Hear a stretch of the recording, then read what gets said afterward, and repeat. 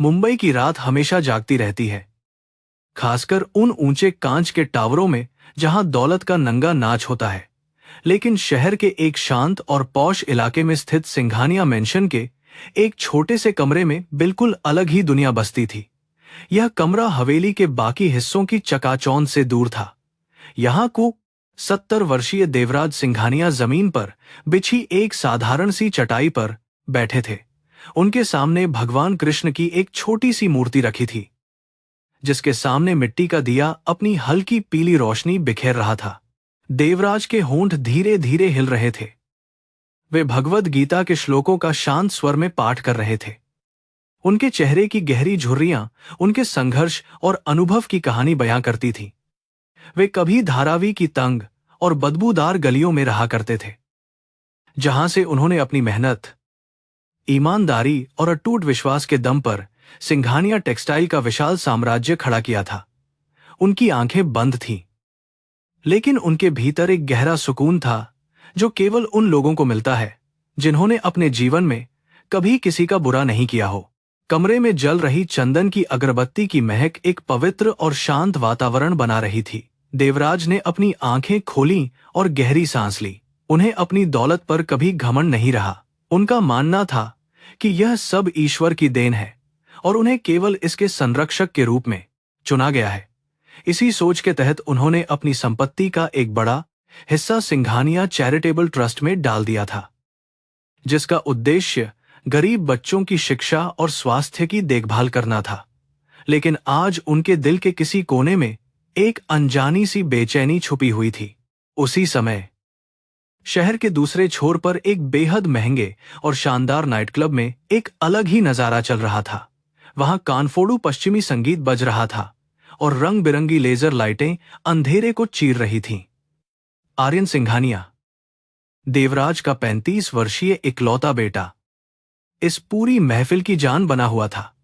उसने हाल ही में पश्चिमी देशों से अपनी पढ़ाई पूरी की थी और अब कंपनी के सीईओ का पद संभाल रहा था। उसके एक हाथ में विदेशी शराब का महंगा गिलास था और दूसरे हाथ से वह एक महंगी सिगार का धुआं उड़ा रहा था। आर्यन के चारों ओर शहर के जाने माने उद्योगपतियों और रईसजादों की भीड़ थी, जो उसकी झूठी तारीफों के पुल बांध रहे थे।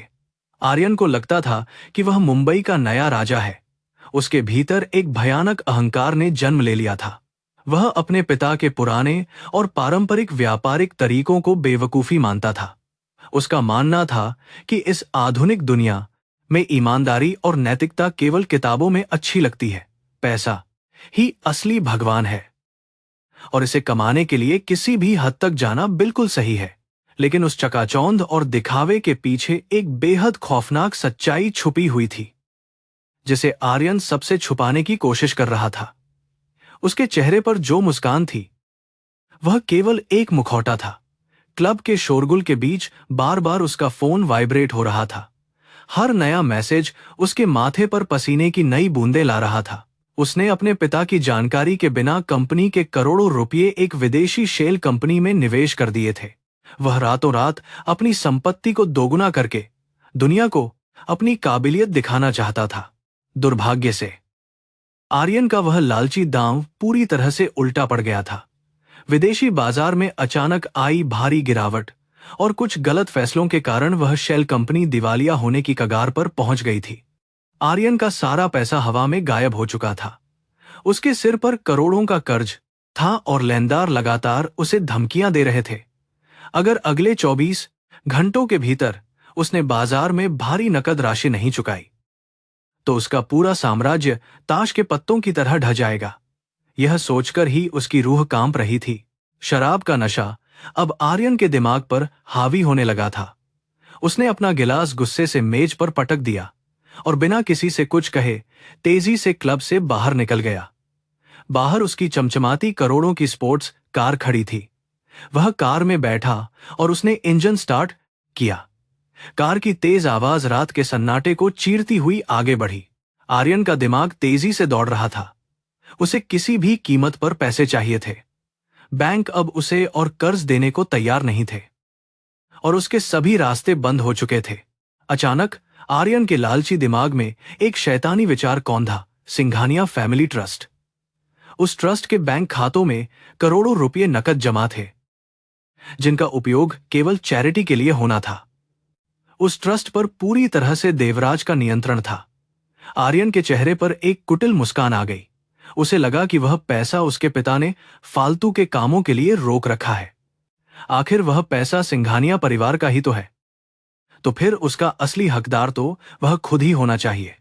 कोई भी गरीब उस पैसे का मोहताज क्यों रहे।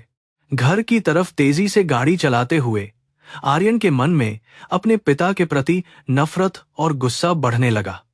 वह सोचने लगा कि उसके पिता कितने मूर्ख हैं जो इतना सारा पैसा गरीबों और भिखारियों पर बर्बाद कर रहे हैं, जबकि उनका अपना सगा बेटा इतनी बड़ी आर्थिक मुसीबत में फंसा हुआ है। आर्यन ने मन ही मन तय कर लिया कि वह किसी भी तरह से उस ट्रस्ट का पैसा हासिल करके रहेगा। इसके लिए चाहे उसे अपने उसूलों को ताक पर क्यों न रखना पड़े, वह पीछे नहीं हटेगा। उधर सिंघानिया हवेली में रात काफी गहरी हो चुकी थी। हवेली के एक शांत कमरे में आर्यन की पत्नी मीरा अभी तक जाग रही थी। मीरा एक बहुत ही संस्कारी और पारंपरिक भारतीय महिला थी। वह अपने परिवार को एकजुट रखने और सभी का सम्मान करने में विश्वास रखती थी। वह खिड़की के पास खड़ी होकर बाहर घने अंधेरे को देख रही थी। पिछले कुछ महीनों से आर्यन के व्यवहार में आए भारी बदलाव ने उसे बुरी तरह से डरा दिया था। वह जानती थी कि आर्यन एक बहुत ही गलत और खतरनाक रास्ते पर चल पड़ा है। मीरा के मन में अपने ससुर देवराज के लिए एक गहरी श्रद्धा और सम्मान था। वह जानती थी कि बापूजी ने किस तरह अपने खून पसीने से इस परिवार को सींचा है। बापूजी का शांत स्वभाव और उनकी धार्मिक प्रवृत्ति मीरा को बहुत प्रभावित करती थी, लेकिन साथ ही उसे इस बात का भी डर सताता रहता था कि आर्यन का अहंकार और उसका अंधा लालच एक दिन इस घर की सुख शांति को पूरी तरह से नष्ट कर देगा।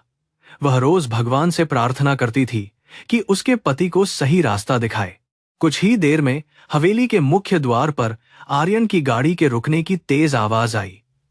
टायरों की चीख ने हवेली के सन्नाटे को बुरी तरह से तोड़ दिया। मीरा तेजी से अपने कमरे से बाहर निकली। उसने देखा कि आर्यन लड़खड़ाते कदमों से सीढ़ियां चढ़ रहा है। उसकी आंखें शराब के नशे और गुस्से से लाल थीं। मीरा ने आगे बढ़कर उसे सहारा देने की कोशिश की और पूछा कि वह इतनी रात गए क्यों लौटा है। आर्यन ने झटके से मीरा का हाथ झटक दिया और उसे दूर धकेल दिया। मुझसे दूर रहो मीरा, मुझे अपना काम करने दो। मेरे पास तुम्हारे बेवकूफाना सवालों का जवाब देने का समय नहीं है, आर्यन ने गुस्से से फुफकारते हुए कहा। वह मीरा की तरफ देखे बिना ही सीधे अपने स्टडी रूम की तरफ बढ़ गया। स्टडी रूम में घुसते ही उसने दरवाजा जोर से बंद कर लिया। मीरा दरवाजे के बाहर खड़ी रह गई। उसकी आंखों में आंसू थे और दिल में एक अजीब सी घबराहट हो रही थी। उसे महसूस हो रहा था कि आज रात इस हवेली में कुछ बहुत ही भयानक और विनाशकारी होने वाला है। स्टडी रूम के अंदर आर्यन ने अपनी तिजोरी खोली और कुछ कानूनी दस्तावेज बाहर निकाले। ये वे दस्तावेज थे जो सिंघानिया ट्रस्ट के पूरे अधिकार और पैसे को स्थानांतरित करने के लिए बनाए गए थे। आर्यन ने कई दिन पहले ही अपने वकीलों से ये कागजात तैयार करवा लिए थे, लेकिन उसे कभी हिम्मत नहीं हुई कि वह अपने पिता से इन पर हस्ताक्षर करवा सके।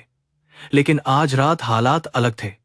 आज उसके पास खोने के लिए कुछ नहीं था और उसे अपने अस्तित्व को बचाने के लिए ये पैसे हर हाल में चाहिए थे।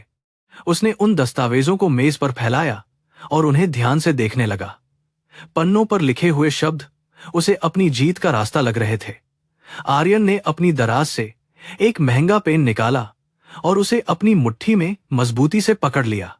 उसका दिमाग इस समय केवल एक ही दिशा में सोच रहा था, पैसा। उसे अपने पिता की कोई परवाह नहीं थी।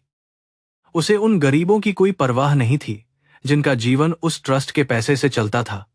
वह पूरी तरह से एक लालची और संवेदनहीन जानवर में बदल चुका था। दूसरी तरफ देवराज ने अपनी प्रार्थना पूरी कर ली थी। उन्होंने भगवान कृष्ण की मूर्ति के सामने अपना सिर झुकाया और शांति की प्रार्थना की। जैसे ही वे उठने लगे, खिड़की से एक तेज ठंडी हवा का झोंका आया और मिट्टी का दिया अचानक बुझ गया। कमरे में अचानक गहरा अंधेरा छा गया। देवराज को यह एक बहुत ही अशुभ संकेत लगा। उनका दिल जोर से धड़कने लगा और एक अनजाना सा डर उनके मन में बैठ गया। उन्होंने अपने सीने पर हाथ रखा और एक गहरी सांस छोड़ते हुए खुद को शांत करने की कोशिश की। देवराज अपनी जगह से उठे और अपनी स्वर्गीय पत्नी की तस्वीर के पास गए। तस्वीर पर ताजे फूलों की माला चढ़ी हुई थी। उन्होंने अपनी कामपति उंगलियों से तस्वीर को छुआ और धीरे से फुसफुसाए, मैं हमारे परिवार के सम्मान और उन गरीबों के हक की रक्षा करूंगा, चाहे मुझे इसके लिए कोई भी कीमत क्यों न चुकानी पड़े। उन्हें इस बात का एहसास हो चुका था कि उनका बेटा आर्यन अपनी राह से पूरी तरह भटक चुका है। एक पिता के रूप में यह उनके लिए सबसे बड़ी हार और सबसे गहरा दुख था। हवेली के लंबे और सुनसान गलियारे में अब आर्यन के भारी जूतों की आवाज गूंजने लगी थी। वह अपने स्टडी रूम से बाहर निकलकर सीधे अपने पिता के कमरे की तरफ बढ़ रहा था। उसके एक हाथ में वे कानूनी दस्तावेज थे और दूसरे हाथ में वह पेन। उसका हर कदम उसके एहिग्स के अहंकार और विनाश की ओर बढ़ रहा था। वह आज रात किसी की भी सुनने वाला नहीं था।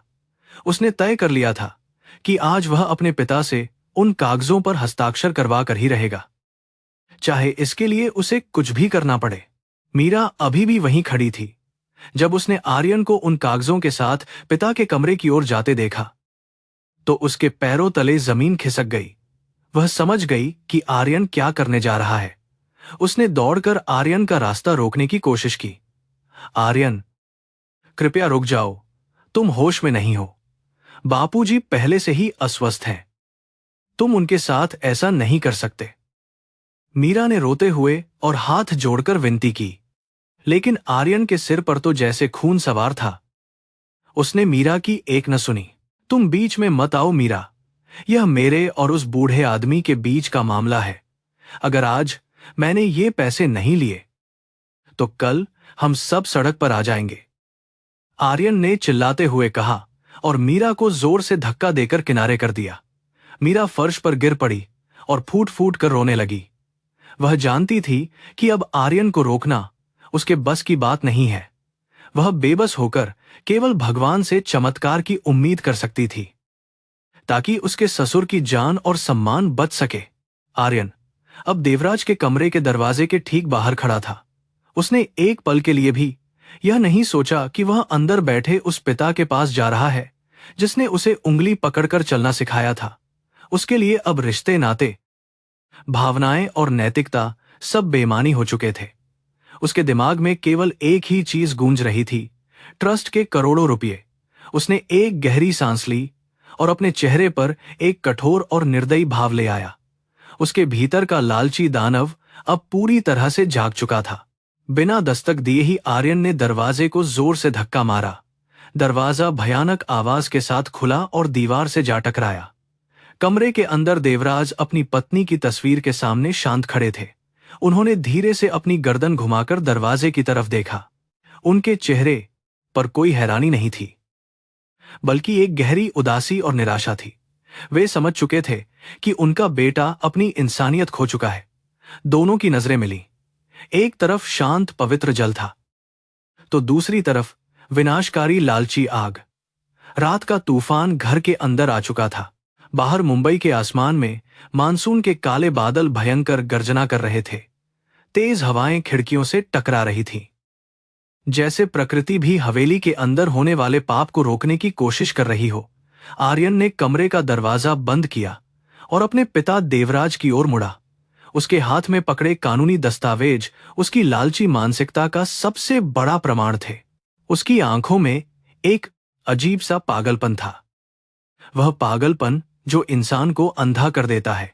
कमरे में पसरा सन्नाटा बाहर के तूफान से भी ज्यादा भयानक और दमघोंटू लग रहा था। देवराज अपनी जगह पर शांत खड़े रहे। उन्होंने अपने बेटे की आंखों में देखा। जहां कभी बचपन की मासूमियत हुआ करती थी, वहां अब केवल अहंकार और क्रूरता का वास था। आर्यन ने बिना कोई समय बर्बाद किए आगे बढ़कर वे सारे दस्तावेज देवराज के सामने रखी एक छोटी सी मेज पर पटक दिए। कागजों के टकराने की आवाज उस शांत कमरे में किसी धमाके जैसी लगी। देवराज की नजरें उन पन्नों पर गईं जिन पर सिंघानिया चैरिटेबल ट्रस्ट की पूरी संपत्ति आर्यन के नाम करने की बात लिखी हुई थी। यह सब देखकर उनका दिल टूट गया।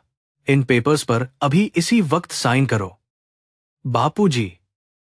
आर्यन की आवाज में कोई सम्मान नहीं था, बल्कि एक आदेश था। मेरा बिजनेस खतरे में है और मुझे आज रात ही भारी मात्रा में कैश चाहिए। ये फालतू का ट्रस्ट और गरीबों का नाटक अब और नहीं चलेगा। यह पैसा मेरे भविष्य और मेरी कंपनी को बचाने के काम आएगा। आर्यन हाँफ रहा था। उसके चेहरे की नसें गुस्से और तनाव के कारण तन गई थीं। उसे लगता था कि वह जो कुछ भी मांग रहा है वह उसका पैदाइशी हक है और कोई उसे रोक नहीं सकता। देवराज ने बहुत ही शांत लेकिन दृढ़ स्वर में उत्तर दिया, बेटा, यह पैसा हमारा नहीं है। ये उन हजारों अनाथ बच्चों और बीमार लोगों का है जिनका जीवन इस ट्रस्ट के सहारे चलता है। यह ईश्वर की अमानत है। मैं अपनी जान दे सकता हूं, लेकिन इस पवित्र धन को तुम्हारे लालच की आग में जलने नहीं दूंगा। उनकी आवाज में जो सच्चाई और धर्म की ताकत थी, उसने आर्यन के गुस्से को और भी ज्यादा भड़का दिया। देवराज जानते थे कि उनके इस फैसले का अंजाम क्या हो सकता है, फिर भी वे अडिग रहे। ईश्वर की अमानत, क्या बकवास कर रहे हो तुम? आर्यन जोर से चिल्लाया और उसने मेज को एक जोरदार लात मारी। मैं सड़क पर आने वाला हूं और तुम्हें अपने भगवान और उन भिखारियों की पड़ी है।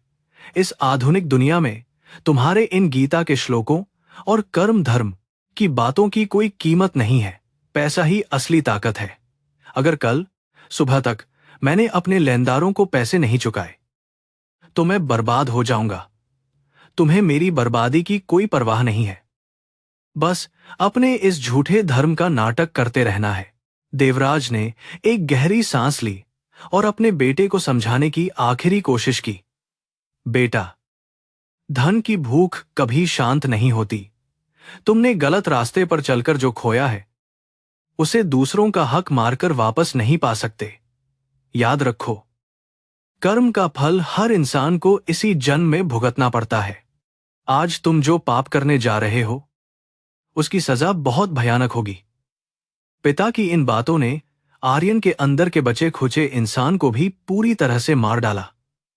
उसे यह सब एक पुराने बूढ़े आदमी का बेकार का प्रवचन लग रहा था। मुझे तुम्हारे ज्ञान की कोई जरूरत नहीं है, मुझे सिर्फ तुम्हारे दस्तखत चाहिए। आर्यन ने एक कदम आगे बढ़ाते हुए कहा। उसका चेहरा गुस्से से लाल हो चुका था और सांसें तेज चल रही थीं। तुम नहीं जानते कि मैं किन लोगों के साथ उलझ गया हूं। अगर कल सुबह तक फंड ट्रांसफर नहीं हुआ तो वे मुझे मार डालेंगे। यह तुम्हारी जिम्मेदारी है कि तुम मुझे बचाओ। आखिर मैं तुम्हारा इकलौता बेटा हूं। क्या तुम अपने बेटे को मरने के लिए छोड़ दोगे? सिर्फ कुछ अनजान और गरीब लोगों की खातिर तुमने अपने कर्मों से खुद को इस दलदल में धकेला है। आर्यन, मैं तुम्हें बचाने के लिए हजारों बेगुनाह लोगों की जिंदगी दांव पर नहीं लगा सकता। देवराज ने अपना फैसला सुना दिया। यह ट्रस्ट मेरी आखिरी सांस तक सुरक्षित रहेगा। तुम चाहे कुछ भी कर लो, मैं इन कागजों पर कभी साइन नहीं करूंगा। देवराज का यह दृढ़ निश्चय आर्यन के लिए बर्दाश्त से बाहर हो गया। उसके अहंकार को एक बहुत गहरी चोट लगी थी। एक पल के लिए कमरे में ऐसा सन्नाटा छा गया जो किसी बड़े तूफान के आने से पहले होता है। आर्यन का दिमाग अब पूरी तरह से काम करना बंद कर चुका था। वह एक शिकारी जानवर की तरह अपने पिता पर झपटा और उसने देवराज के कुर्ते का कॉलर दोनों हाथों से कसकर पकड़ लिया। तुम सीधे तरीके से नहीं मानोगे ना? आर्यन ने देवराज को जोर से झकझोरते हुए कहा। 70 साल के कमजोर देवराज इस अचानक हुए हमले से अपना संतुलन खो बैठे। उनका शरीर कांपने लगा, लेकिन उनकी आंखों में अपने बेटे के लिए कोई डर नहीं था, बल्कि केवल एक गहरी करुणा और असीम दुख था जो शब्दों में बयान नहीं हो सकता। कमरे के बाहर खड़ी मीरा दरवाजे की दरार से यह खौफनाक मंजर देख रही थी। उसके मुंह से एक चीख निकल गई, जिसे उसने अपने दोनों हाथों से दबा लिया। उसकी आंखों से आंसुओं की धारा बह रही थी। वह भगवान से प्रार्थना कर रही थी कि यह सब केवल एक बुरा सपना हो, लेकिन हकीकत बहुत भयानक थी। वह अंदर जाकर अपने ससुर को बचाना चाहती थी, लेकिन आर्यन का वह वहशी रूप देखकर उसके पैर वहीं जम गए थे। वह बस बेबस होकर कांप रही थी और अपने परिवार को टूटते हुए देख रही थी। आर्यन ने पूरी ताकत से देवराज को धक्का दिया। वृद्ध पिता अपने कदमों पर टिक नहीं पाए और सीधे पीछे की तरफ दीवार से जा टकराए। उनके सिर से खून की एक पतली सी धार बह निकली। दर्द के मारे देवराज के मुंह से एक हल्की सी कराह निकल गई। लेकिन आर्यन का दिल अब पत्थर का हो चुका था। उसे अपने पिता के बहते हुए खून से कोई फर्क नहीं पड़ रहा था। उसका लक्ष्य केवल वे कागज थे और वह उन्हें किसी भी कीमत पर हासिल करने की कसम खा चुका था। साइन करो इन पर। अभी आर्यन ने एक बार फिर चिल्लाते हुए मेज पर पड़े दस्तावेजों को उठाया और देवराज के चेहरे के सामने लहराया। देवराज ने अपनी आंखें बंद कर लीं और नकारात्मक में अपना सिर हिला दिया। यह इनकार आर्यन के लिए एक चिंगारी का काम कर गया। बिना कुछ सोचे समझे उस कलयुगी बेटे ने अपना हाथ उठाया और अपने बूढ़े पिता के चेहरे पर एक जोरदार तमाचा जड़ दिया। तमाचे की गूंज कमरे में इस तरह गूंजी जैसे किसी ने देवराज के दिल के हजारों टुकड़े कर दिए हों।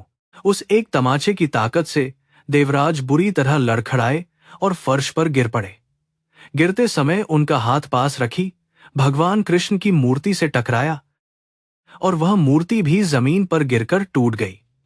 देवराज के चश्मे का शीशा टूटकर बिखर गया था और उनके होठों से खून रिसने लगा था। शारीरिक चोट से ज्यादा उन्हें अपनी आत्मा पर चोट महसूस हो रही थी। जिस बेटे को उन्होंने इतने लाड़ प्यार से पाला था, आज वही बेटा पैसों की खातिर उनका खून बहा रहा था। यह दृश्य किसी नरक से कम नहीं था। तमाचा मारने के बाद भी आर्यन का गुस्सा शांत नहीं हुआ। वह पूरी तरह से एक दानव बन चुका था। उसने जमीन पर गिरे हुए अपने लाचार पिता के पेट में एक जोरदार लात मारी। देवराज दर्द से तड़प उठे और उन्होंने खुद को समेट लिया। तुमने हमेशा मुझे नीचा दिखाया है, हमेशा उन गरीबों को मुझसे ज्यादा प्यार किया है। आर्यन चीख रहा था। वह अपना सारा गुस्सा, अपनी सारी नाकामयाबी का ठीकरा अपने निर्दोष पिता पर फोड़ रहा था। उसका हर वार देवराज के शरीर के साथ साथ उनके विश्वास को भी तोड़ रहा था। देवराज ने अपने बचाव में एक बार भी हाथ नहीं उठाया। वे चुपचाप उस भयानक दर्द को सह रहे थे। उनकी आंखों से आंसू बह रहे थे, लेकिन ये आंसू उनके अपने शारीरिक दर्द के लिए नहीं थे। वे तो अपने बेटे की मर चुकी इंसानियत और उसके भयानक भविष्य को लेकर रो रहे थे। वे जानते थे कि आज रात आर्यन ने जो पाप किया है, उसकी माफी उसे दुनिया के किसी भी मंदिर में नहीं मिलेगी। एक पिता के रूप में वे अपने बेटे के लिए ईश्वर से केवल दया की भीख मांग रहे थे। आर्यन को एहसास हो गया था कि देवराज कभी भी उन कागजों पर अपनी मर्जी से हस्ताक्षर नहीं करेंगे। उसकी नजर देवराज के माथे से बहते हुए खून पर पड़ी। उसके दिमाग में एक शैतानी और घिनौना विचार आया। उसने जल्दी से मेज पर रखे दस्तावेजों को उठाया और उन्हें जमीन पर गिरे देवराज के पास ले गया। उसने अपने पिता का दाहिना हाथ बड़ी बेरहमी से पकड़ा और उनके अंगूठे को उनके ही बहते हुए खून से रंग दिया। देवराज ने अपना हाथ छुड़ाने की कमजोर सी कोशिश की, लेकिन वे पूरी तरह हार चुके थे। आर्यन ने पूरी ताकत लगाकर देवराज के खून से सने अंगूठे को उन कानूनी दस्तावेजों के हर पन्ने पर जोर से दबा दिया। लाल रंग के उन अंगूठे के निशानों ने उस पवित्र ट्रस्ट की मौत के वारंट पर मुहर लगा दी थी। आर्यन के चेहरे पर एक डरावनी और विजयी मुस्कान फैल गई। उसने आखिरकार अपना मनचाहा काम पूरा कर लिया था। उसे लगा कि अब उसे दुनिया की कोई भी ताकत दिवालिया होने से नहीं रोक सकती। उसने उन खून से सने कागजों को अपने सीने से लगा लिया, जैसे वे उसकी जिंदगी हों। कागज हाथ में आते ही आर्यन ने अपने पिता की तरफ एक आखिरी नजर डाली। देवराज फर्श पर बेसुध पड़े थे। उनकी सांसें बहुत धीमी चल रही थीं और उनका पूरा शरीर खून और आंसुओं से सना हुआ था। आर्यन के दिल में रत्ती भर भी पछतावा नहीं था। उसने देवराज को एक बार फिर हिकारत भरी नजरों से देखा और उन्हें उसी हालत में छोड़कर मुड़ गया। उसने दरवाजा खोला और उसकी बात होला तेजी से कमरे से बाहर निकल गया, जैसे उसने कोई बहुत बड़ी जंग जीत ली हो। उसका अंधा लालच उस पर पूरी तरह हावी था। जैसे ही आर्यन कमरे से बाहर निकला, मीरा दौड़ती हुई अंदर आई। वह फर्श पर गिरे अपने ससुर की हालत देखकर जोर जोर से रोने लगी। उसने देवराज का खून से सना सिर अपनी गोद में रख लिया। बापूजी, बापूजी, अपनी आंखें खोलिए। मीरा चीख कर उन्हें पुकार रही थी। उसने अपनी साड़ी पल्लू से उनके घावों को साफ करने की कोशिश की। हवेली के नौकर भी आवाज सुनकर वहां पहुंच गए थे। कमरे का दृश्य देखकर हर किसी की रूह कांप गई थी। किसी को यकीन नहीं हो रहा था कि एक बेटा ऐसा कर सकता है। बाहर बारिश का कहर और भी ज्यादा बढ़ गया था। आसमान से बिजलियां इस तरह गिर रही थीं जैसे प्रकृति आर्यन के इस जघन्य अपराध पर अपना क्रोध प्रकट कर रही हो। मीरा ने तुरंत एम्बुलेंस को फोन किया और नौकरों की मदद से देवराज को अस्पताल ले जाने की तैयारी करने लगी। इस पूरी अफरा तफरी के बीच देवराज ने बहुत ही मुश्किल से अपनी आंखें खोली। उनकी नजर अपनी टूटी हुई भगवान कृष्ण की मूर्ति पर गई। उन्होंने अपने सूखे हुए होठों से कुछ बुदबुदाने की कोशिश की, लेकिन आवाज उनके गले में ही अटक गई। आर्यन अपनी गाड़ी में बैठकर हवेली से बहुत दूर जा चुका था। उसके बगल वाली सीट पर वे खून से सने दस्तावेज रखे हुए थे। वह खुद को दुनिया का सबसे चतुर और भाग्यशाली इंसान समझ रहा था। उसे लग रहा था कि उसने अपने भविष्य को सुरक्षित कर लिया है, लेकिन वह इस बात से पूरी तरह अनजान था कि नियति ने उसके लिए क्या खेल रच रखा है। जिस पैसे के लिए उसने अपने पिता का खून बहाया था, वह पैसा अब उसके किसी काम नहीं आने वाला था। कर्म का पहिया घूम चुका था। अस्पताल के रास्ते में एम्बुलेंस के अंदर देवराज की सांसें उखड़ने लगी थी। मीरा उनके हाथ को मजबूती से पकड़े हुए लगातार भगवान से प्रार्थना कर रही थी। देवराज को अब अपने शरीर के दर्द का कोई एहसास नहीं हो रहा था। वे बस एक ही बात सोच रहे थे कि कल सुबह जब उनके बेटे का अहंकार टूटेगा तो वह खुद को कैसे संभालेगा। उन्होंने अपने दिल की गहराई से आर्यन के सारे पापों को माफ कर दिया था, लेकिन वे जानते थे कि सृष्टि का नियम और कर्म की अदालत इतनी आसानी से किसी को माफ नहीं करती। सुबह की पहली किरण के साथ ही मुंबई का आसमान साफ हो गया था, लेकिन आर्यन की जिंदगी में एक बहुत बड़ा तूफान आने वाला था। रात भर की नींद के बाद वह बहुत तरोताजा और आत्मविश्वास से भरा हुआ महसूस कर रहा था। उसके हाथ में खून से सने हुए दस्तावेज थे जो उसे अपने पिता से जबरन हासिल हुए थे।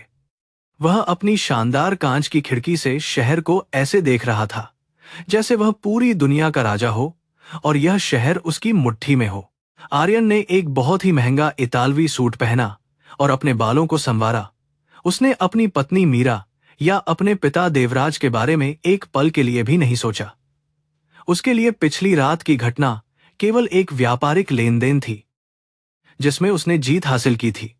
उसे पूरा यकीन था कि आज बैंक खुलते ही वह सिंघानिया ट्रस्ट के करोड़ों रुपए अपने खाते में ट्रांसफर कर लेगा और अपनी कंपनी को बचा लेगा। उसका अहंकार अब 7वें आसमान पर पहुंच चुका था। अपनी चमचमाती स्पोर्ट्स कार से वह तेजी से अपने आलीशान दफ्तर पहुंचा। उसके चेहरे पर एक अजीब सी विजयी मुस्कान थी। दफ्तर के कर्मचारी उसे देखकर सम्मान से सिर झुका रहे थे, लेकिन आर्यन ने किसी की तरफ ध्यान नहीं दिया।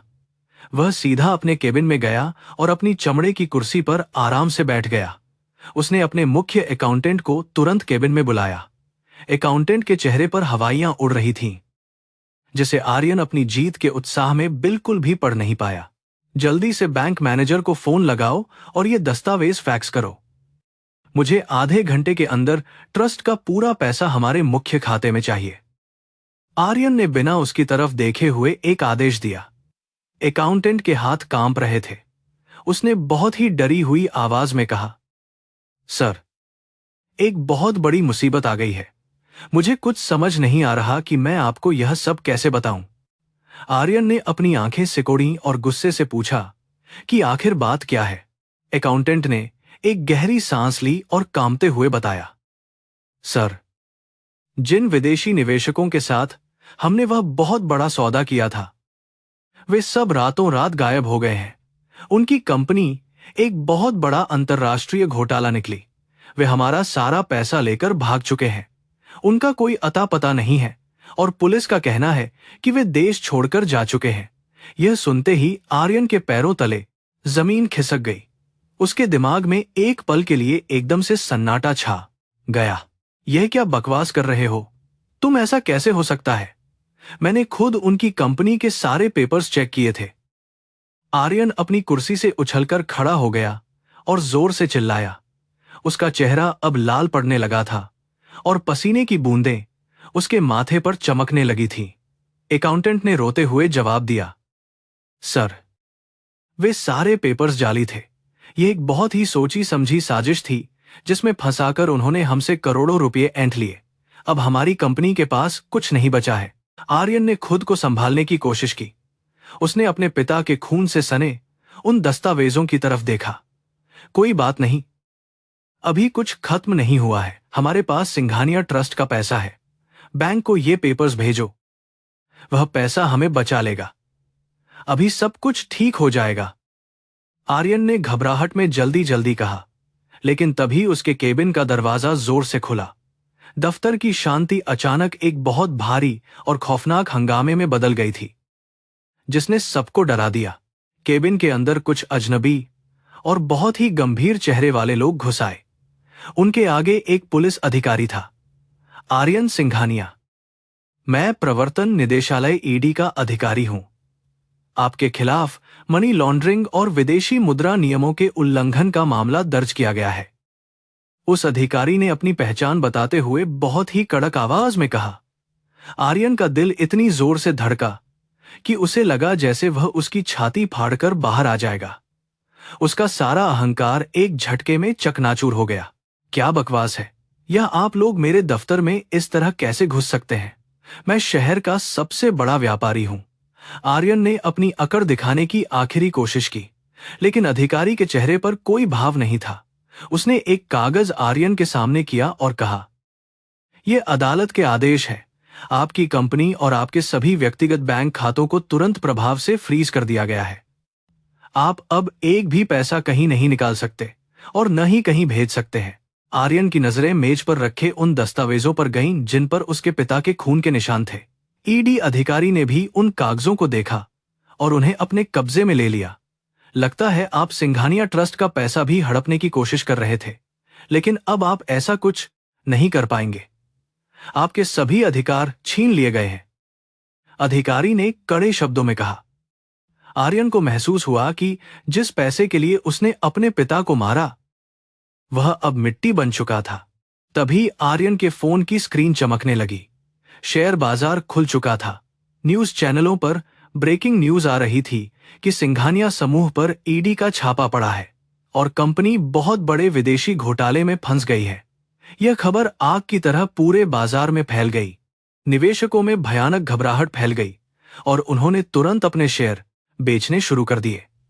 केवल कुछ ही मिनटों के भीतर कंपनी के शेयरों की कीमत 90% तक नीचे गिर गई थी। आर्यन अपनी कुर्सी पर धम्म से बैठ गया। उसकी आंखों के सामने उसका पूरा साम्राज्य ताश के पत्तों की तरह ढह रहा था और वह कुछ नहीं कर सकता था। उसके करोड़ों के शेयर अब रद्दी के कागज बन चुके थे। वह एक ही झटके में शहर के सबसे अमीर आदमियों की सूची से निकलकर सड़क पर आ गया था। उसे समझ नहीं आ रहा था कि यह सब इतनी जल्दी कैसे हो गया। उसे सांस लेने में भारी तकलीफ होने लगी थी। क्या यह कोई बुरा सपना था? आर्यन ने खुद को चिकोटी काटी, लेकिन यह एक बहुत ही भयानक हकीकत थी। अचानक उसके कानों में अपने पिता की आवाज गूंजने लगी। कर्म का फल हर इंसान को इसी जन्म में भुगतना पड़ता है। उसे रात का वह खौफनाक मंजर याद आया जब उसने अपने पिता को लात मारी थी और उनका खून बहाया था। कुदरत का न्याय इतनी जल्दी और इतनी भयानक तरीके से होगा, यह उसने अपने सबसे बुरे सपने में भी नहीं सोचा था। उसके फोन पर लगातार उन लेनदारों के फोन आने लगे जिनसे उसने बाजार से बहुत भारी ब्याज पर कर्ज लिया था। अब हर किसी को अपनी रकम वापस चाहिए थी। वे उसे गालियां दे रहे थे और जान से मारने की धमकियां दे रहे थे। आर्यन के पास उन्हें देने के लिए कोई जवाब नहीं था।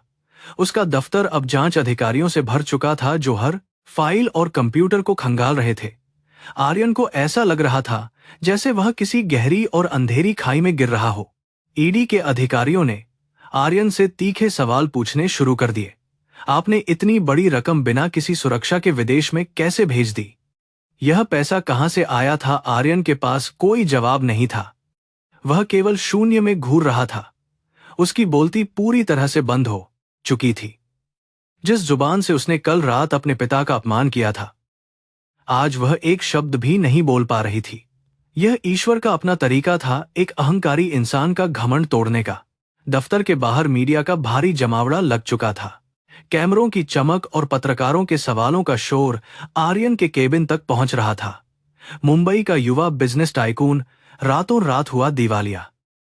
सिंघानिया टेक्सटाइल्स का पतन, ये सभी सुर्खियां हर टीवी चैनल पर चल रही थी। आर्यन ने हमेशा अपनी सफलता का दिखावा किया था और आज दुनिया उसकी बर्बादी का तमाशा देख रही थी। वह इस भयानक शर्मिंदगी का सामना करने के लिए बिल्कुल भी तैयार नहीं था। आर्यन को अचानक पसीना आने लगा। उसका दिल बहुत तेजी से धड़क रहा था और उसे चक्कर आ रहे थे। वह अपनी टाई को ढीला करने की कोशिश कर रहा था। उसे ऐसा लग रहा था कि केबिन की दीवारें उसे दबा रही हैं। यह एक पैनिक अटैक था। जो इंसान कल रात तक दूसरों को कुचलकर आगे बढ़ने की बात कर रहा था, आज वह खुद अपनी ही बनाई हुई इस खौफनाक जाल में बुरी तरह फंसकर छटपटा रहा था। उसकी हालत बहुत खराब थी। आपको यह दफ्तर अभी खाली करना होगा। जब तक जांच पूरी नहीं हो जाती, आप यहां दोबारा नहीं आ सकते, अधिकारी ने उसे आदेश दिया। आर्यन ने कभी सपने में भी नहीं सोचा था कि उसे उसकी ही कंपनी से इस तरह बेइज्जत करके बाहर निकाला जाएगा। उसने अपने चारों ओर देखा। जिन लोगों पर उसने कल हुक्म चलाया था, वे आज उसे नफरत और दया की नजर से देख रहे थे। वह बिना कुछ कहे अपनी जगह से उठा और भारी कदमों से बाहर की ओर चल पड़ा। जैसे ही वह दफ्तर की इमारत से बाहर निकला, मीडिया वालों ने उसे चारों तरफ से घेर लिया। आर्यन जी, क्या यह सच है कि आपने निवेशकों का पैसा डुबो दिया है? क्या आप भागने की फिराक में थे? हर तरफ से तीखे सवाल दागे जा रहे थे। माइक्रोफोन उसके चेहरे पर थोपे जा रहे थे। आर्यन ने अपने चेहरे को हाथों से छिपाने की कोशिश की। वह भीड़ को चीरता हुआ अपनी कार की तरफ भागा। आज वह शिकार बन गया था और दुनिया उसका शिकार कर रही थी। लेकिन जैसे ही वह अपनी करोड़ों की स्पोर्ट्स कार के पास पहुंचा, एक बैंक अधिकारी वहां पहले से मौजूद था। माफ कीजिएगा मिस्टर सिंघानिया, हम यह कार जब्त कर रहे हैं। आपके ऊपर बैंक का भारी कर्ज है और आप डिफॉल्टर घोषित हो चुके हैं। बैंक अधिकारी ने आर्यन के हाथ से कार की चाबी छीन ली। आर्यन बस बेबस होकर अपनी कार को जाते हुए देखता रहा। उसका हर एक घमंड, उसकी हर एक विलासिता आज उसके हाथों से रेत की तरह फिसलती जा रही थी। अब आर्यन मुंबई की सड़क पर बिल्कुल अकेला खड़ा था। उसके पास न तो कोई दफ्तर था, न कोई कार और न ही कोई पैसा। आसमान में काले बादल छाने लगे थे और एक बार फिर बारिश शुरू हो गई थी। बारिश की बूंदें उसके महंगे सूट को भिगो रही थीं। आसपास से गुजरने वाले लोग उसे पहचान कर आपस में कानाफूसी कर रहे थे। एक दिन पहले जो शहर उसके कदमों में झुका हुआ था, आज वह उसी शहर की सड़कों पर एक भिखारी की तरह खड़ा था। उसे अचानक अपने पिता का खून से सना हुआ चेहरा याद आया।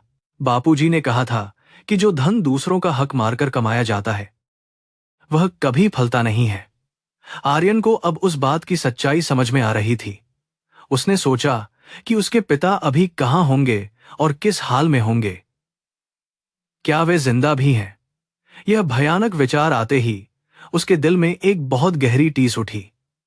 पहली बार उसे अपने किए पर अंदर बहुत पछतावा महसूस होने लगा था।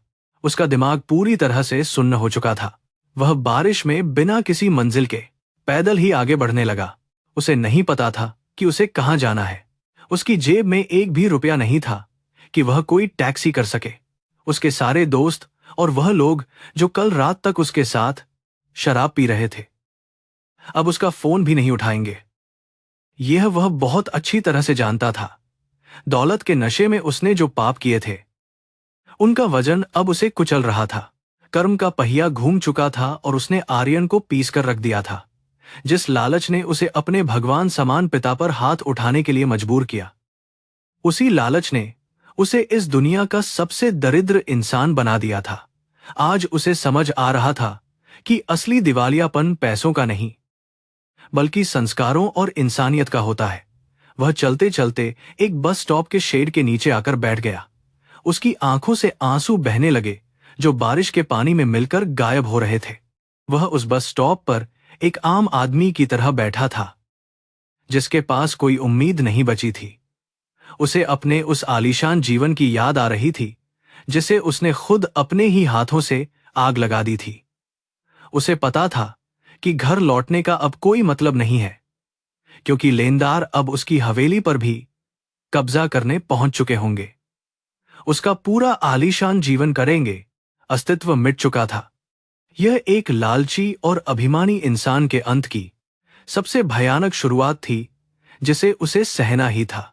मुंबई की बारिश कभी किसी पर तरस नहीं खाती, और आज तो जैसे आसमान ने आर्यन की बर्बादी का जश्न मनाने का फैसला कर लिया था। बस स्टॉप के शेड के नीचे बैठा आर्यन पूरी तरह से भीग चुका था। उसका महंगा इतालवी सूट अब चिथड़ों में बदल रहा था। उसने तय किया कि वह किसी तरह अपनी हवेली वापस जाएगा। उसे उम्मीद थी कि शायद मीरा वहां हो और उसे घर में रखा कुछ नकद पैसा मिल जाए, जिससे वह इस भयानक रात को गुजार सके। उसने अपने भारी कदमों से हवेली की तरफ चलना शुरू कर दिया। घंटों तक बारिश में पैदल चलने के बाद जब वह अपनी हवेली के मुख्य द्वार पर पहुंचा, तो वहां का नजारा देखकर उसके होश उड़ गए। वहां भारी पुलिस बल और बैंक के अधिकारी मौजूद थे। हवेली के मुख्य द्वार पर एक बड़ा सा ताला और जब्ती का नोटिस लटक रहा था। जिन सुरक्षा गार्डों को आर्यन ने खुद नौकरी पर रखा था, उन्होंने उसे धक्के मारकर वहां से भगा दिया। जिस घर में वह एक राजा की तरह रहता था, आज उसी घर के बाहर वह एक अजनबी और अछूत बन चुका था। यह एक भयानक सच था। तभी आर्यन की नजर भीड़ के बीच से बाहर आती हुई अपनी पत्नी मीरा पर पड़ी। मीरा के हाथ में बस एक छोटा सा सूटकेस था और उसकी आंखों से लगातार आंसू बह रहे थे। आर्यन ने उसे पुकारने की कोशिश की, मीरा मेरी मदद करो, लेकिन वहां मौजूद गुस्साए निवेशकों और लेनदारों की भीड़ ने आर्यन को घेर लिया और उसे गालियां देने लगे।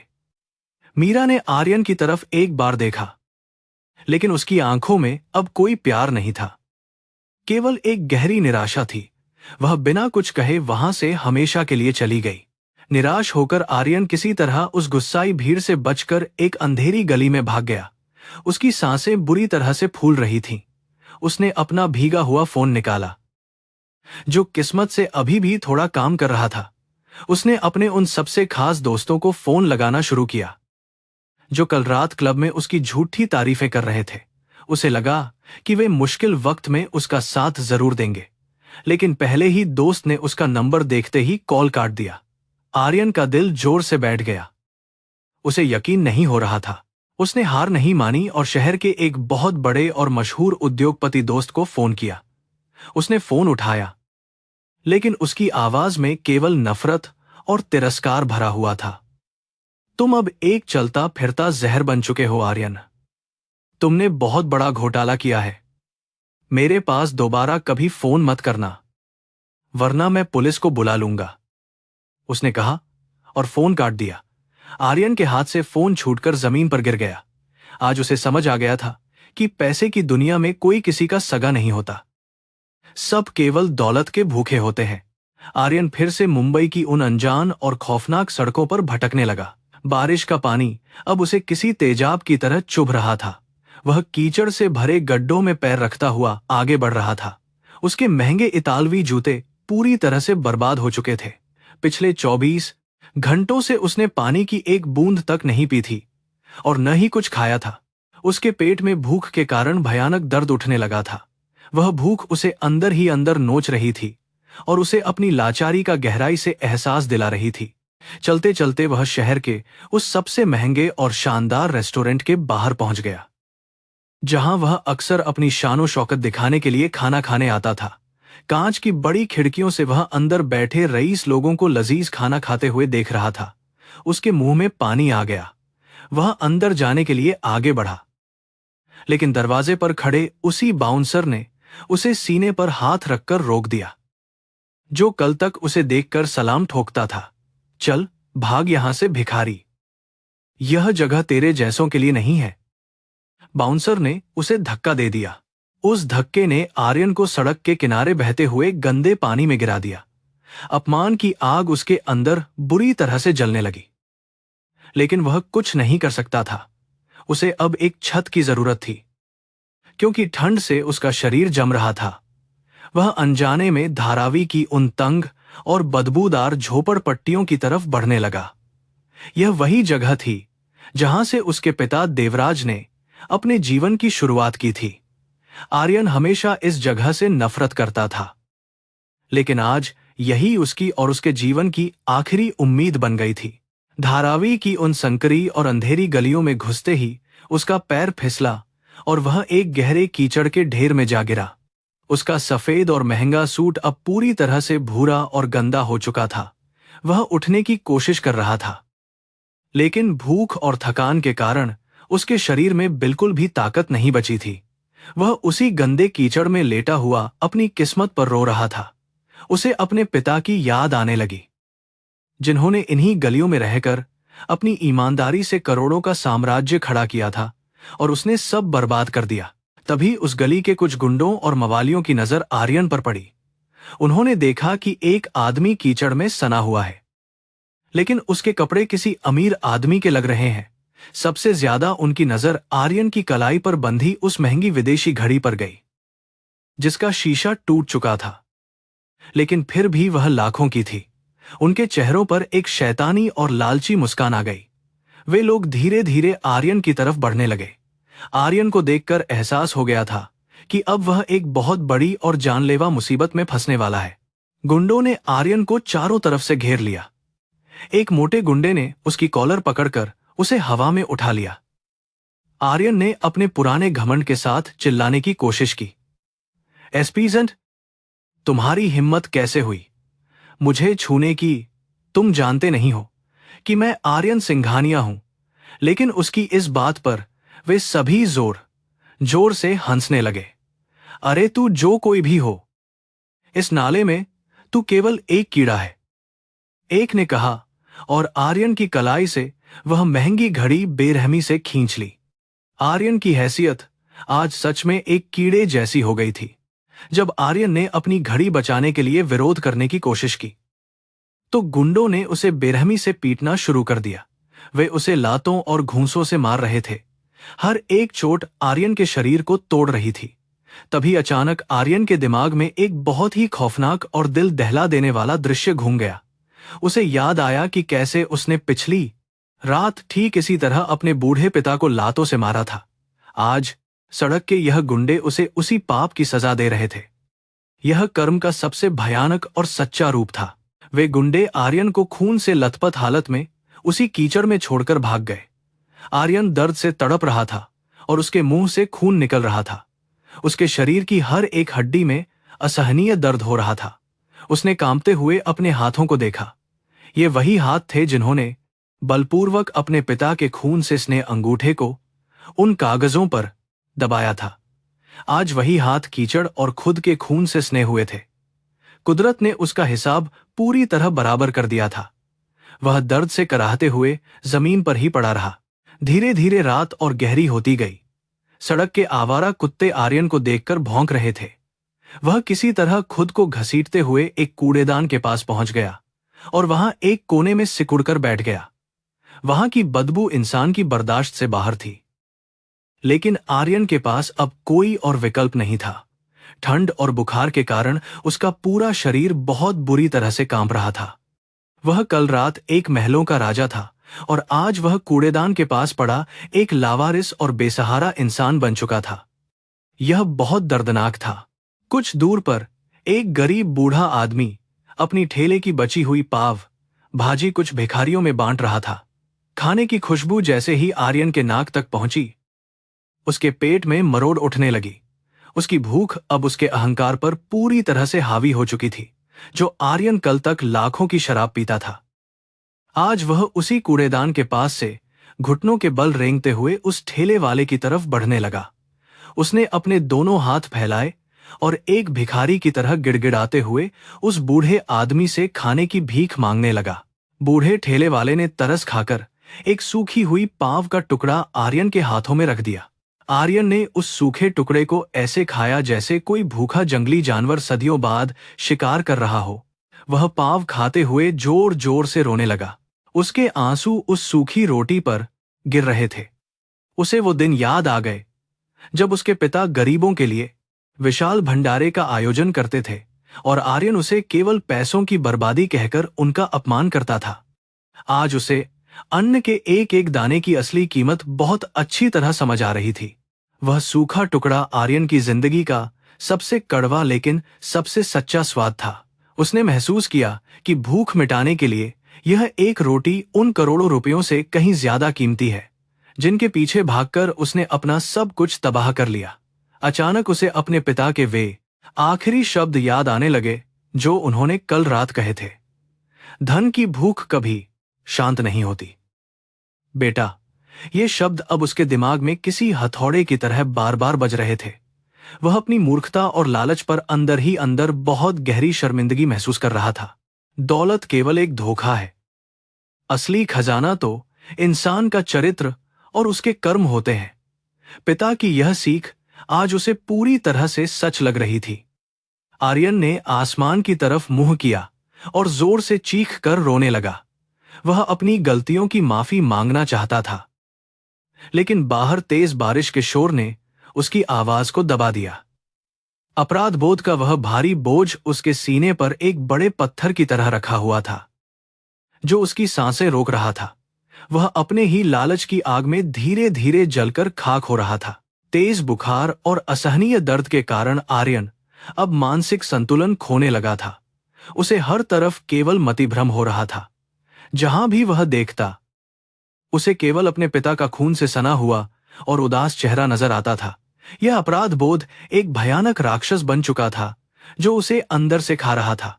उसे एहसास हो रहा था कि वह एक इंसान नहीं, बल्कि एक लालची और क्रूर दानव बन गया था, जिसने पैसों के लिए अपनी आत्मा का सौदा कर लिया था। यह दर्द शारीरिक चोटों से 1000 गुना ज्यादा तकलीफदेह और जानलेवा था। तूफान रात भर इसी तरह तबाही मचाता रहा। आर्यन ने एक पुरानी और बंद पड़ी दुकान के छज्जे के नीचे किसी तरह शरण ली। वह अपने घुटनों को सीने से लगाकर एक छोटी सी गेंद की तरह सिकुड़ गया, ताकि अपने शरीर की बची हुई थोड़ी सी गर्मी को रोक सके। उसे लग रहा था कि यह उसकी जिंदगी की आखिरी रात है और सुबह तक वह जिंदा नहीं बचेगा। उसकी सांसें बहुत धीमी चल रही थीं और आंखों के सामने धीरे धीरे गहरा अंधेरा छाता जा रहा था। मौत उसे अपने अद्दा की बात करना, सांसें बात करने, कहार करना, बात करना बहुत करीब महसूस हो रही थी। उसे अचानक यह सोचकर घबराहट होने लगी कि क्या उसके पिता अभी जिंदा भी हैं। यह भयानक ख्याल आते ही कि शायद उसने अपने ही हाथों से अपने पिता की हत्या कर दी है, उसके अंदर डर की एक नई लहर दौड़ गई। उसने अपनी जिंदगी में कभी भगवान को नहीं माना था, लेकिन आज पहली बार उसने अपने दोनों हाथ जोड़े। वह रोते हुए भगवान से प्रार्थना करने लगा कि वे उसके पिता की रक्षा करें। उसका दिल एक अनजाने डर से बहुत जोर से धड़क रहा था और आंखों से लगातार पश्चाताप के आंसू बह रहे थे। आखिरकार वह खौफनाक रात बीतने लगी और सुबह की पहली किरण जमीन पर पड़ी। बारिश अब रुक चुकी थी। सड़क साफ करने वाले कर्मचारी अपना काम शुरू कर चुके थे।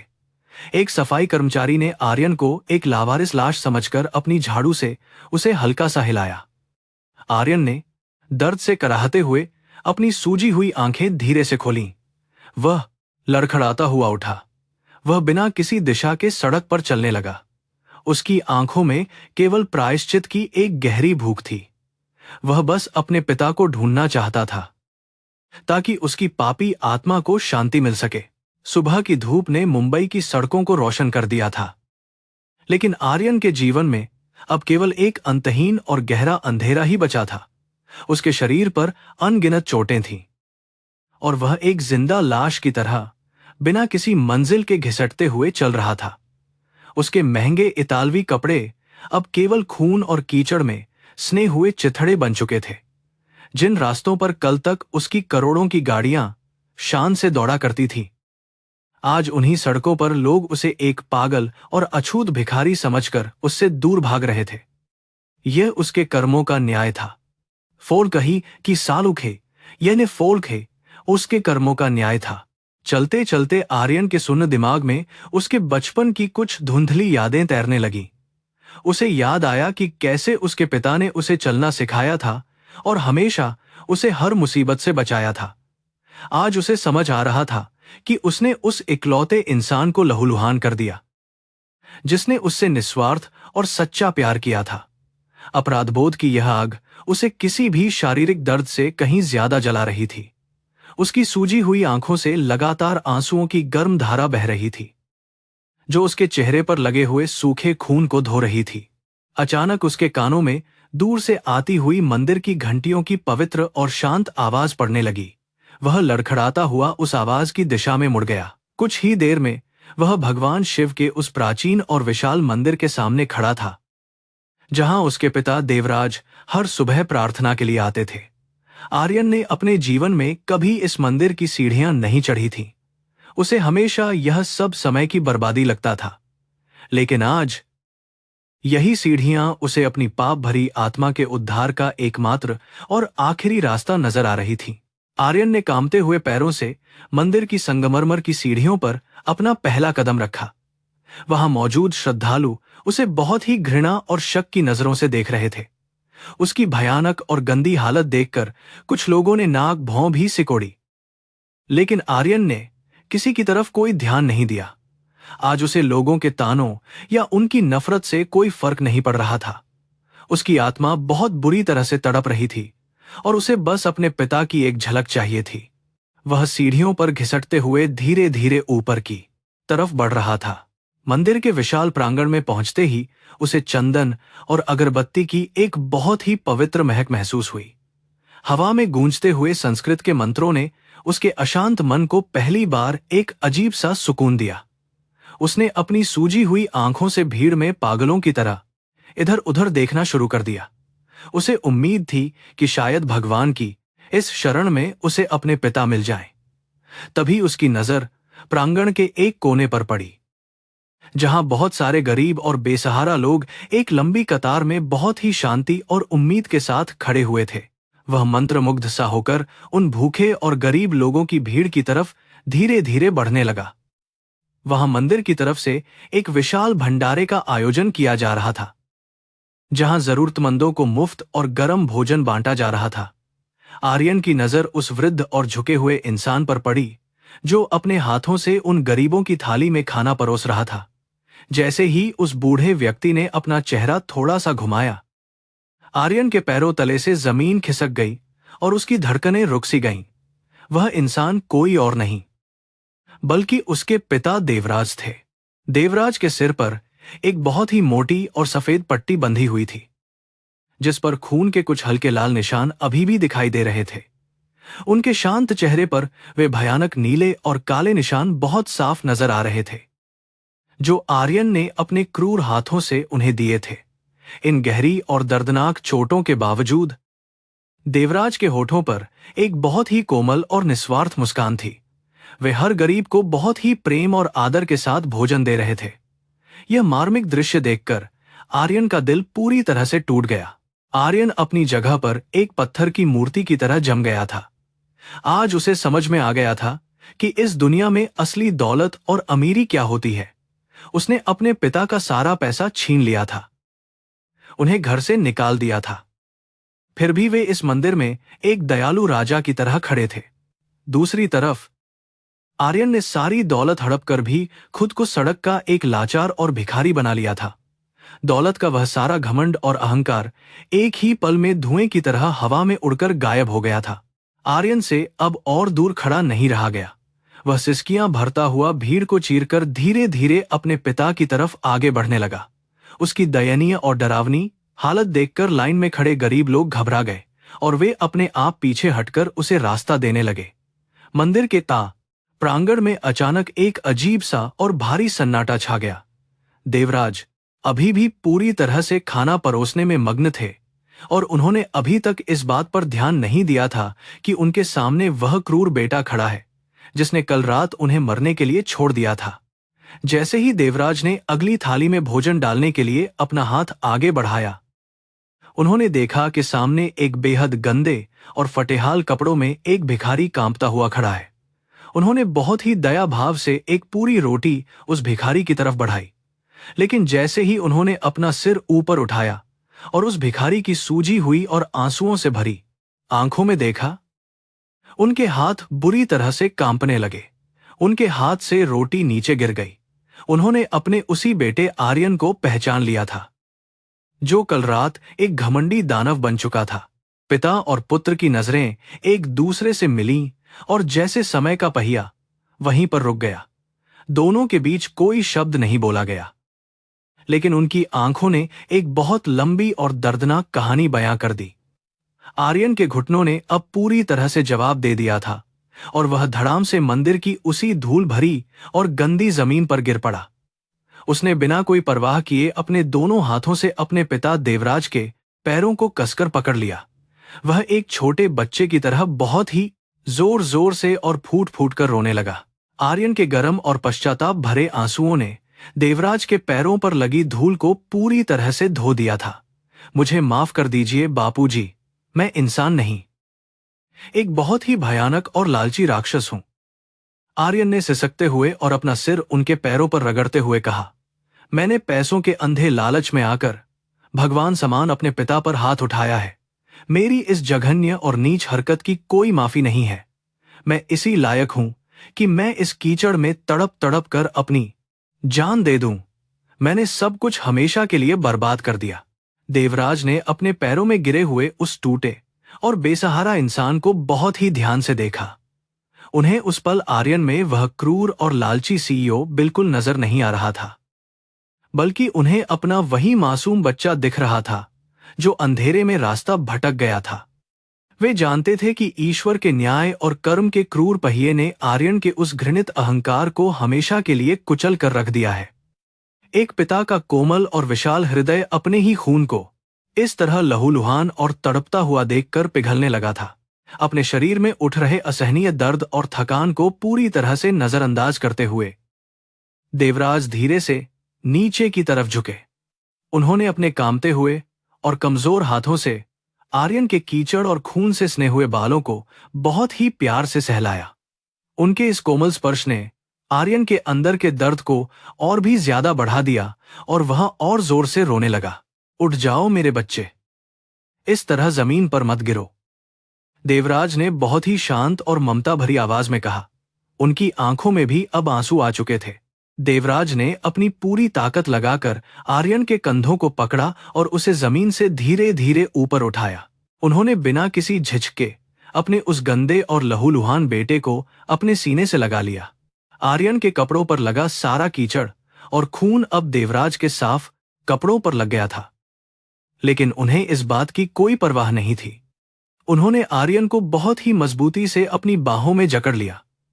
एक भटका हुआ और पापी बेटा आखिरकार अपने सभी गुनाहों की सजा काटकर वापस अपने घर और अपने पिता की सुरक्षित शरण में लौट आया था। अब और रोने की कोई आवश्यकता नहीं है मेरे बेटे, देवराज ने आर्यन की पीठ को सहलाते हुए बहुत ही धीमी और शांत आवाज में कहा। नियति और तुम्हारे अपने कर्मों ने तुम्हें वह सबसे बड़ा और कड़वा सबक सिखा दिया है जो मैं तुम्हें कभी नहीं सिखा सका। दौलत और शोहरत केवल एक बहुत बड़ा और आकर्षक धोखा है जो इंसान को अंधा कर देता है। इस दुनिया में केवल निस्वार्थ प्रेम, करुणा और धर्म ही वो असली सत्य है जो इंसान के मरने के बाद भी हमेशा उसके साथ रहते हैं। तुमने आज उस सत्य को पा लिया है। आर्यन ने अपना सिर पीछे किया और देवराज के माथे पर बंधी खून से सनी पट्टी को दर्द भरी नजरों से देखा। बापूजी, मैंने आपको जो भयानक घाव दिए हैं उनके लिए आप मुझे कैसे माफ कर सकते हैं? मैं केवल नफरत के ही काबिल हूं, आर्यन ने रोते हुए कहा। देवराज ने प्यार से मुस्कुराते हुए जवाब दिया, एक पिता का हृदय एक असीमित और गहरे समुद्र की तरह होता है बेटा। वह अपने बच्चों की हर बड़ी गलती को अपने अंदर आसानी से समा लेता है। मेरा प्यार तुम्हारे हर पाप से बहुत बड़ा है। देवराज ने आर्यन के चेहरे से आंसू पोंछते हुए आगे कहा, हमारा वह विशाल व्यापारिक साम्राज्य और वह सारी करोड़ों की दौलत अब खत्म हो चुकी है और मुझे उस बात का कोई भी अफसोस नहीं है। महत्वपूर्ण यह है कि हम दोनों अभी भी जिंदा हैं और एक साथ हैं। अब हम एक नई शुरुआत करेंगे। इस बार हम पैसों और लालच की नींव पर नहीं, बल्कि ईमानदारी, मेहनत और इंसानियत की बहुत ही मजबूत नींव पर अपना जीवन दोबारा खड़ा करेंगे। यही भगवान की इच्छा है और यही हमारे लिए सही रास्ता है। देवराज के इन क्षमा से भरे और पवित्र शब्दों को सुनकर आर्यन को ऐसा महसूस हुआ जैसे उसके सीने से कोई बहुत बड़ा और भारी पहाड़ अचानक से हट गया हो। उस एक सच्ची माफी ने उसकी टूटी हुई और भटकी हुई आत्मा को पूरी तरह से ठीक कर दिया था। उसने अपने पिता की आंखों में देखा और उसे यह गहराई से एहसास हुआ कि यह बूढ़ा और फटेहाल इंसान वास्तव में इस पूरी दुनिया का सबसे अमीर और शक्तिशाली व्यक्ति है। आर्यन के भीतर का वह पुराना और घमंडी इंसान अब हमेशा के लिए मर चुका था। उसी समय भीड़ को हटाते हुए मीरा दौड़ती हुई मंदिर के प्रांगण में आ पहुंची। वह कल रात से ही पागलों की तरह हर जगह अपने ससुर देवराज को ढूंढ रही थी। जब उसकी नजर उस कोने पर पड़ी तो वह अवाक रह गई। उसने देखा कि आर्यन खून और कीचड़ में सना हुआ है और देवराज के गले लगकर बुरी तरह रो रहा है। मीरा के हाथ से उसका छोटा सा सूटकेस छूटकर जमीन पर गिर पड़ा। वह फूट फूट कर रोती हुई उन दोनों की तरफ दौड़ी और उसने भी उन दोनों को अपनी बाहों में भर लिया। वे तीनों एक दूसरे के गले लगकर बहुत देर तक वहां रोते रहे। यह एक बहुत ही बुरी तरह से टूटे हुए और बिखरे हुए परिवार का पुनर्मिलन था, जिसे नियति ने कर्मों की बहुत ही भयानक और गर्म आग में तपाकर पूरी तरह से शुद्ध कर दिया था। वहां खड़े हुए सभी गरीब और बेसहारा लोग इस बेहद भावुक और पवित्र दृश्य को देखकर अपनी जगह पर शांत खड़े हो गए। उन सभी ने भगवान शिव की मूर्ति की तरफ मुड़कर अपने हाथ जोड़ लिए और इस परिवार की शांति के लिए मौन रहकर प्रार्थना करने लगे। समय का पहिया अपनी गति से घूमता रहा और कुछ साल शांति से बीत गए। मुंबई शहर की वह तेज रफ्तार और चकाचौंध आज भी बिल्कुल वैसी ही थी, लेकिन आर्यन सिंघानिया अब पूरी तरह से बदल चुका था। अब वह कोई लालची और घमंडी सीईओ नहीं था। वह अब धारावी के उसी पुराने इलाके में अपने पिता देवराज के साथ मिलकर एक बहुत ही छोटी सी कपड़े की दुकान चलाता है। इस छोटी सी दुकान में उन्हें वह खुशी और संतुष्टि मिली थी जो उन्हें कभी उन कांच के बड़े महलों में नहीं मिल पाई थी। आर्यन अब एक बहुत ही सादा और साधारण जीवन जीता है। वह अब हर इंसान का सम्मान करता है, चाहे वह अमीर हो या गरीब। हर हफ्ते वह बिना नागा किए उसी शिव मंदिर में जाता है और अपने हाथों से गरीबों को भोजन परोसता है। जब भी वह उन गरीबों की आंखों में देखता है, उसे अपनी वह भयानक रात और अपना वह घिनौना अतीत याद आ जाता है। लेकिन अब वह अतीत उस पर कोई बोझ नहीं है, बल्कि वह एक ऐसा सच्चा और कड़वा सबक है जिसने उसे एक असली और अच्छा इंसान बनाया है। यह कहानी इस बात का एक बहुत ही बड़ा और सच्चा प्रमाण है कि कर्म की अदालत से कोई भी इंसान कभी बच नहीं सकता। लालच और अंधा अहंकार हमेशा इंसान को विनाश और अंधकार की गहरी खाई में धकेल देते हैं, लेकिन सच्चा पश्चाताप और अपनों का निस्वार्थ प्रेम इंसान को उस खाई से बाहर भी निकाल सकता है।